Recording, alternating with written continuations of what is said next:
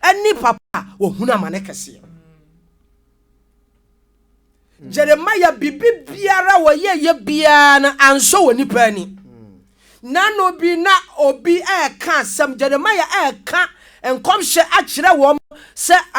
enkomhye ya menhye ade we ya mo pese eba mu no nyesa na onyame aka na emom no me pese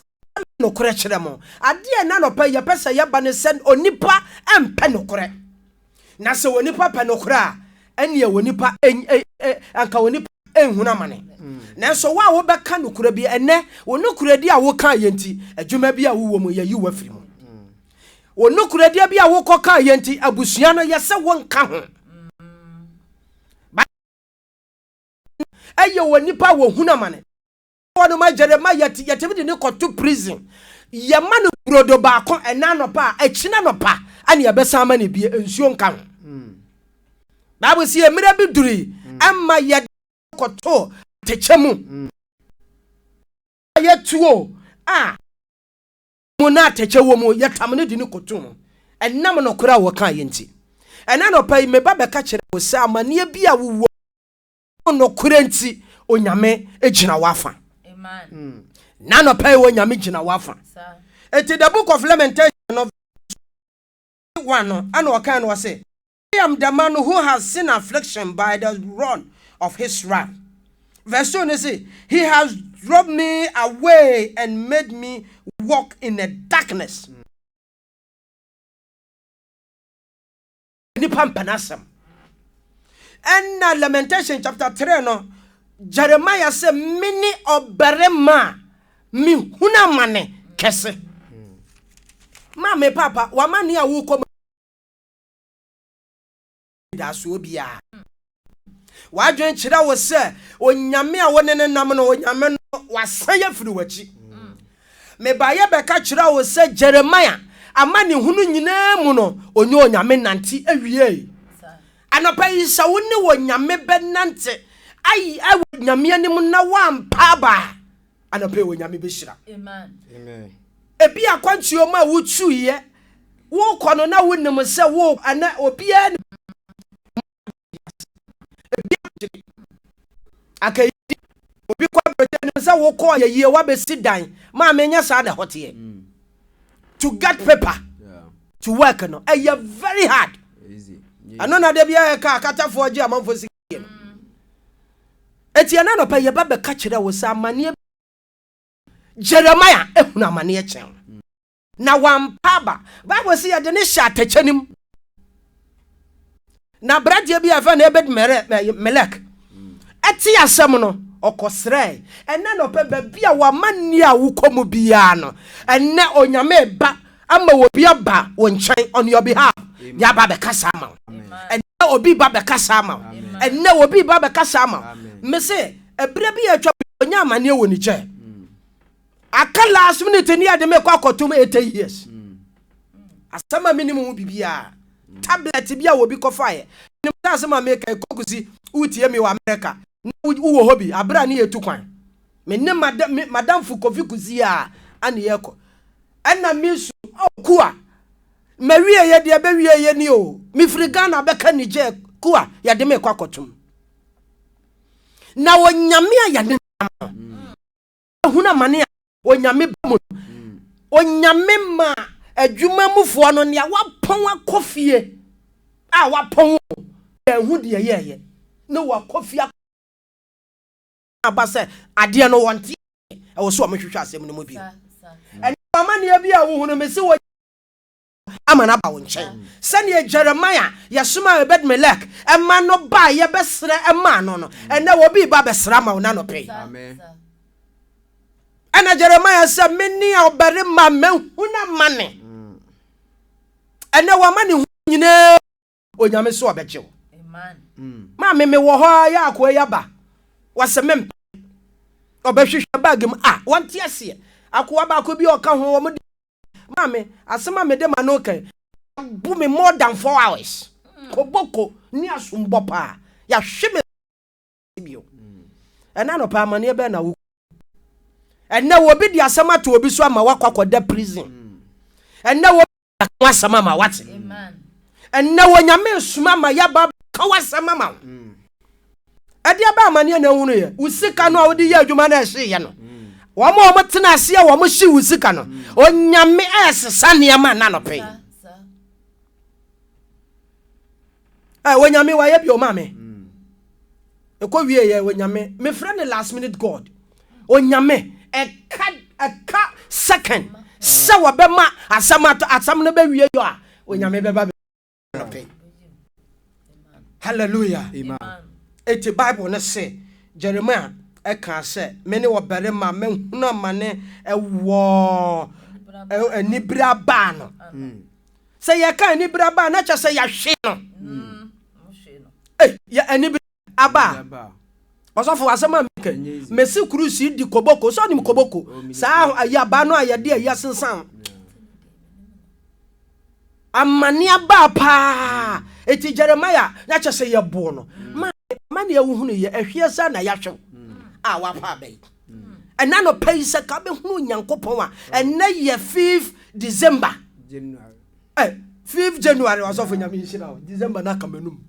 etie fo mo fa ncheme me se ba bi a wo bia amane ben abrochire ya wo bi ko ware wo pe wo wie ye no wo do ne kunu nti wo be fa ne kunu firi ha se ko abrochire be ma na akọ sore atia ne ama wakọ wo foforo enche me say ye wo Italy osofo bi ekofa na yire de ne bai oba ne be time be ma na wo gina so da mu prichi kura o ye osofo sofo na ye ha eti abrochire na wo ho sa no enipa ehunamane na no pa ye be ka kire wo bi se wo mu no 2021 ubireni amen me ka kire say 21 na ye perfect number because say 7 times 3 ana yenya 21 no eti amane bia wo mu no onyame afiri ase aye nsankire ne wo abrabo amen verse 2 no o say he has dropped me away and made me walk in the ye pian bia ho ye sum yes woni pa ko wura sum a esu ade a eduru onipa anni bibi obeye bio sum a ye fi se bia ade ase sum ni fra Bible say enipa kanea ani nani na se wonipa kanea dumu a na sum adum nipa Mame, ahaya ye be fitido ye no baba bia metie kura wontimi ma gise nipa so mu na Jeremiah se na ye bome aba na ye pia me e de me konsum se ne be ye nipa hume enne baby wo no ma ye de wakwakwahye nipa hu anka mwa se ye de ma wo no eni baby a wakwahye nti nipa hu ye nuanu ma mutie ye e wo kanhye ne kantamanto ebia na amane bia to esum yaduru efrisa wo kwaje besia no sika no ase love ye hwehwawo anu ti wadwane akotena wakura ase ena no pe ya beka kire wo se osuru nyankopon no wono a wodom Jeremiah no sa wo nyame no oda so ti ase o oda so ye nadwuma se no pe se wo behwehwe sa wo nyame na onyame be yi wafiri amane adi mu na obema wo bi atua wo sika ama ewe Yesu di mu amen abrochire krata anu a wode koma nipa na odiska no onyame be ma ne disika brew anu ankasa ba be ka kire so oh I'm sorry so this is your money hallelujah amen anu ti ye ba be ka kire wo bia na pay onyame aye krado se 2021 you amen yo ya ba ya 30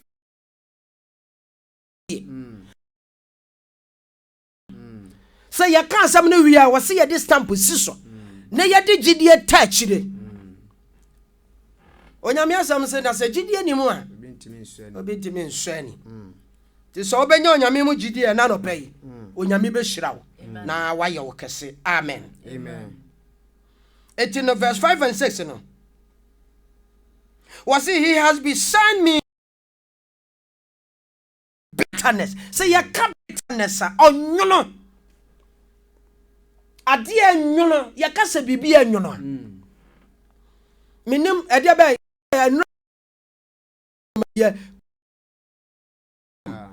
minim ade enwono ba living bitters menem sa duro no na duro ba ko bi ye kapse bibi anwono onwono obi a asase so otie no ade anwono na biribi enkoye wa so mana mesemi tu kwankwa akura bi ase na me ko hu obi a ya kase ahia obi a afa na me ko hu no bi aso atade ehye no ene nkyanse a wodidi mu na aduane no kora odi akura se na akura se ko wonya aduane ni o oso wodidi once ya ka wonwono a na wodi ese bibia anto wonyame aboa wote akra ha wote abrochire wote kwadwo kromo piase ai nkane atwa ho ahia ena so onwono na wote mu ena no pe me pese wuyi onyame aye ensuta mampon kwa man atonsu mpentu ase ate anase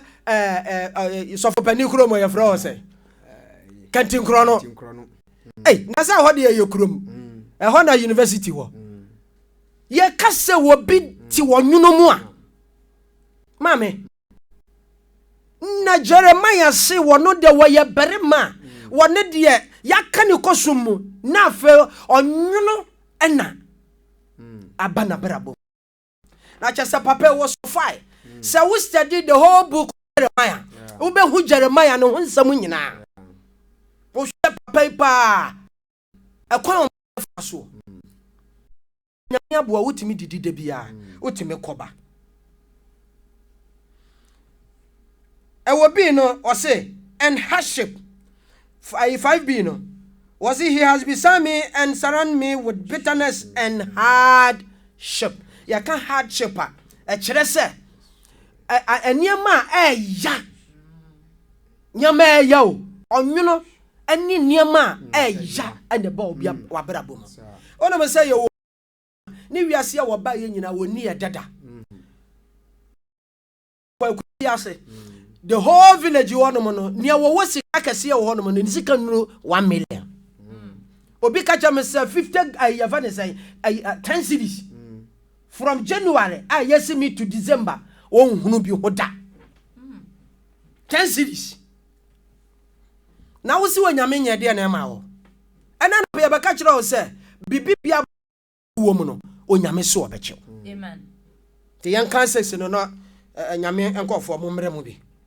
sex is he has made me dwell in a darkness like those long dead I have said na samne yame de pa I hope you know my minty. Says no, say,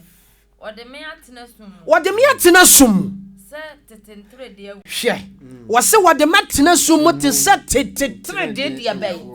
Awufo hwa yakatete ya wufo wo ma wu long time yeah great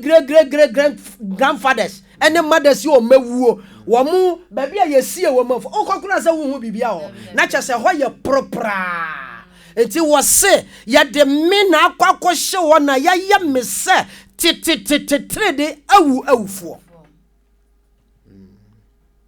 o kan to aso a wo se na me bompaye wo se ya to afasu afa me ho na me bompaye kura no a enya de be ho no so ya me de pa obajo atwa so kakra bi ma me na ye nkasa fa ho ne ko so wo se obo me ho ban na mintumi mfiri adi me ya de ban fa me ho ma me nya dan mintumi mfiri adi mama me nkoso ayeduru ai enkoso ni mu ayeduru enso se metiam na mi 18 no se metiam na mi su a na mi su me frɛ no a na mi su no a osi me mpa e bokwan osi me ena no pai obi biara wosi ye kwanhwɛ bebre ho no ma yesi akwanfo ye ba ha be ka 2021 osi akwan bia wa ye adwene se wo ena ye pai wo suru jagu ne so amen wasi ya de meko hyesum na ya to afasu afa me ho na ya me se 3 di awufo na se ya ye wo nipa se ya wonim se ye wo nipa ne bebre won mo a abrabo na wo bo no eno ane so wo bo abrabo no o munni biribi biara wo mo wani da so nanso na no pa ye beka kire wo mo se onyame asem aba wo nchen se baby biara tebia no aduro no onyame atene ne nsa onyame nsa no onyame no otutu nani no free ne sanctuary hono no wo ne tena bra wo soro hono no onyame tu nani no wo na nani abeto so ena no pe onyame ani abeto so amane bia wo bia na onyame de ne sakase ani kura wo mu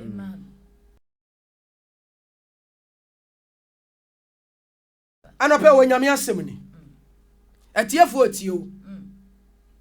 awo ayiwa bro chira hono ya fra ho sai kura no way no way for 8 ye wukrom for enuanom bi wo America sister Jocha e wo UK omunyina etie o mame asem ne the lamentation ka abobo die ye ka lamentation ye abobo eni wo sun ene ho na ti ba bi a wo sun etidie be na wo ka kire adiefo mutie wo mo wa mane mu na wo mo gi wo mo ho ba bi enye no mame kabibi chira wo mo na no pe amen amen baby a wo de bai se wo hwa tifia asem no se Nyankopon man no amane hunu ne won are chichire Nyankopon man amane hunu ne won are chichire that just say me hwa semi a Yeremia chroye ni se de wo kasa mo kana se nipa a ode ne ho ba tu nyame so yiye ode ne ho ba tu nyame so yiye no no ode wure be hye nyame mu yiye dia brabo ne be kwa kodru dia be bia brabo no be be dru bia nyame betumi ayi no dia Nyankopon be wu wo sa wo ha dabi yi na frim no wa obeji no na wa hye nani mo nyam eno dia mfa ho ne dia brabo na hye ase no matter what happening sansa Daniel de ne ho tu Nyankopon du dia din a ba bia de ne koto ye na ye din na tin na ni da so bia ni ho enipa fam de ni da so enipa fam mu nipa fam na nyame afam so ho ne de ne wura hye Nyankopon nyame yi no efiri jata amenenem eti sabre odofo wo hwe ye wo shamane bi wadwuma no asai eka aba na so wura hye nyame mu owura hye nyame mu nti Nyankopon besoma ne bofo nyame besoma ne bofo na no pay sansa Shadrach ni Mizak na Abednego omdom wura hye nyame mu omde hye nyame mu nti nyame ebra Nebukadnezar se won koto bosom no se da bi nyame anu masamo nkyere sa eti ye de wura hye nyame mu so obetumi agye ye sa na bro odom suma ne bofo ko je no nyame suma abofo eti anope nyame suma bofo aba bi ba bia wo biara eduma na ahye nyame bofo oba ho odi ani daso bi wodi ani daso na ebrew yare na atumpo mu na wani nna no aka akɔhye sumu ne sabe oni be ya ba wa ba akoma to yam afa ni ahye ase empre wo hu bebre hallelujah ensu nioma ka echi bi nyame wo nwie ono nwie waso tumu ameka ho sumu jamu ame wo ho ono na wo ho esubonti me mane fa wo mane mfa wo nko owo susuma bo bi a wo na mu na no pai nyame ahode ba ho ba bi ji Yeremia de wotu nyame so ofa ne koto sa ebura nu na postman akọ wo se mempene mu yi no munyi omo yi ni si anwanwase mo obato a wonim ayan fa so eyi no na wo Nyankopon ba bi a wo hye no wono ade ketewa bi na eba ba yi wa firi ho no mo Jeremia wonim ade ade ni yi firi ayim ye de ntampe homa ne so ne mo de ne koto mo ebra ye yi no ye de ntomago ane ya tete ne ya to wa hwa ntomago a ya tete ana ya to ato aso ane ya de ko mu ebe ye den na ntomago yi wo bi afiri abra de ne tum ya de ntampe homa na de ne ko hye mu ne ya de ntomago ya nyame enye obajo akasa ba nyame afamu dia ni daso wo bibia nka echi eti se Nyankopon yi Yeremia efri saade enuma bi wa yi Daniel Shadrach ni Mizak na Abednego wa yi wo mo dia odofo wo dia ne yeketewe kan akoma to yem nyame bofo oba ho beba bejiu eka no odi ani daso oba wo nipa mu wo fi ho ye mu ye fa wonya hwe sansa ni o ma sai dia ma Yakupon de ni da so bi brewa no pay ene wachiro eye no pay o de ni da so bi ba ho aba beju ofisa ahokyira ba na wonam mu no na so ahyenyame enu nyame nhyira mo ma wo nyina so happy new year abajo anyame nhyira azafuka jo asam no na da ho no yo ai lamentation asam a wo ka no enti no ede be na wodi tu powerful etiefo efu edi 214 e wa bre na ye 5th January obi wono ma wona ni da so nyina sa woni me say no ano no 2020 atwam wa hunu bibia 1st January ya na ye wo 5th se nyama nko ye ma no Azafo minia ede na wo de betu ni nipa fo na wa hye ni kuran na wa hye wo monkom efiri se ye ni nyame aye de da osu nyankopon wo nhyira wo amen reverend kodi awrade nhyira etiefo amen ene ahwefo nyina amen na onye wo mokese amen se ade baako ena afi mesrema ye natiefo ene ye nahwefo said the John Kayan. That's right. Was he on the ya pay amount? Ya say I didn't see we cry. And it can walk my 2 years. Man. Why you what dream say? Obesheno anytime be anti. I would be my Sini. Ebra efatani onyankopon na waso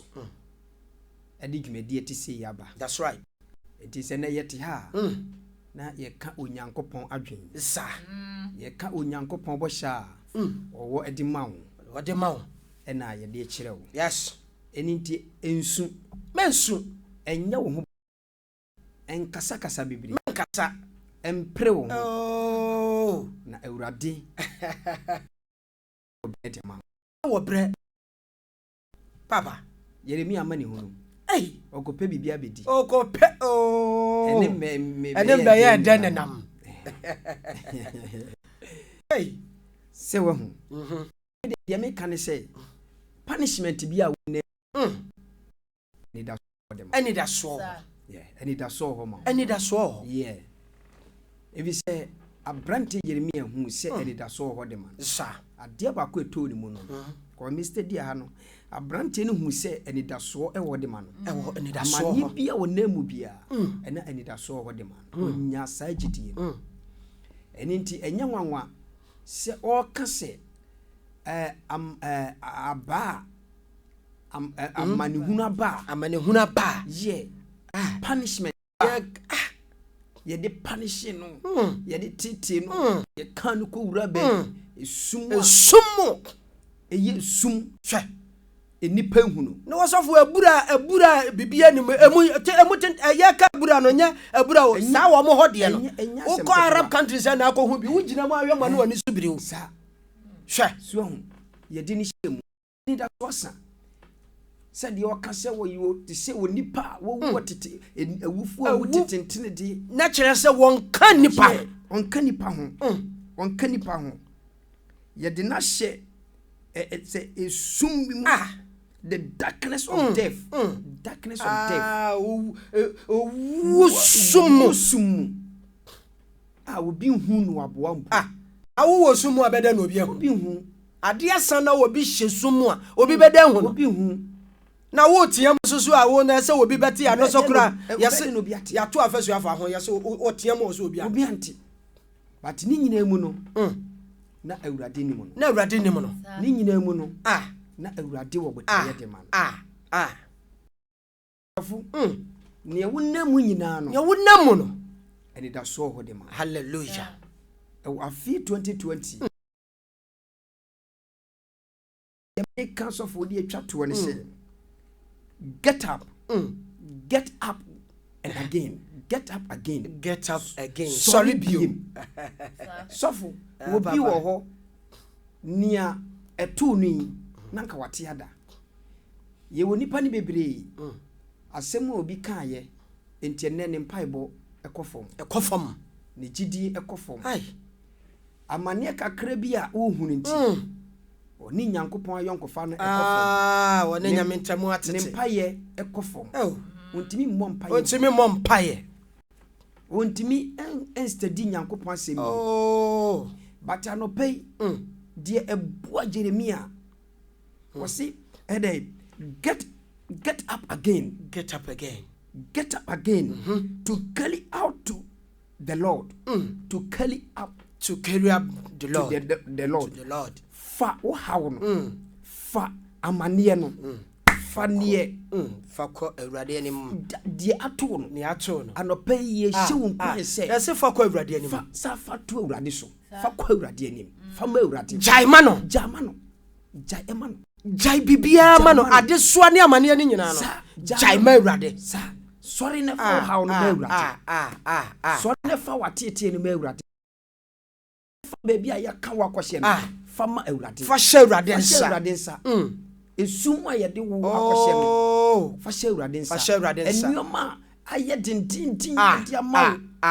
ɛwɔ baabi bia wotie yɛn fa hyɛ awurade nsa 2021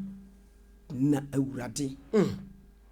ebetwitwa abɛgye awurade betwitwa agye na awurade beyiwa pie na awurade bɛhyɛ wɔn munyam na awurade a ɔne anidaso wura no ɔnhyɛ wani wo ɔbɛtena anim akyɛ fo awurade nhyira wo ma wafi nhyia pa hallelujah obi bia ɔhwɛ yɛn happy new year nhyira wo bibia na wɔnyɛ mo kɛse ɛwɔ Yesu tim ya papa so tie yɛ wantimi amase do aka yɛ no awurade nhyira no wo nhyira no na busu anɔpɛ na onyame ma na hoɔden na mi nhyira sɔfo medase asɔfo kwadwo onyame nhyira wo amen ɔbadwa onyame nhyira wo ɔdɔfo a wotie yɛ na anɔpɛ onyame asɛm nie ebia na wo amane mu sɛnea onyame